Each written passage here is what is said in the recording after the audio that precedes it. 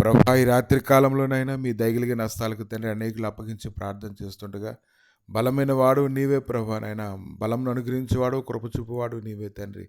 నీ బలమును బట్టి ప్రభా అనేకులు స్థిరపరచబడతారనేటువంటి సంగతి వారు హృదయంలో లోతుగా నాటబడినట్లుగా కృప దయచేయండి నాయన.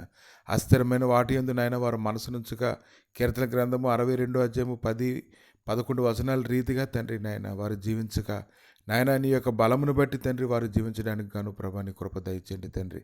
నీ సమాధానకరమైన సన్నిధి నాయన వారిని వెంబడిస్తుండగా తండ్రి సమస్తము సమకూర్చువాడు నీవని, సమస్త విషయములలో కృప చూపువాడు నీవని దేవా, నిన్ను బట్టే ప్రతి ఒక్కరూ బలపరచబడతారని వర్ధిల్లుతారనేటువంటి సంగతి తెలుసుకొని అస్థిరమైనటువంటి వాటి మీద లక్ష్యం ఉంచుకు ప్రభా, స్థిరమైనటువంటి నీ మీద లక్ష్యం ఉంచినైనా దానిలో కొనసాగుటకు తగినటువంటి వాక్యాహారమును వారికి అనుగ్రహించి జయ జీవితమును దయచేసి బలపరిచి సమృద్ధిని అనుగ్రహించమని యేసు నామములో అడుగుచున్నాము తండ్రి.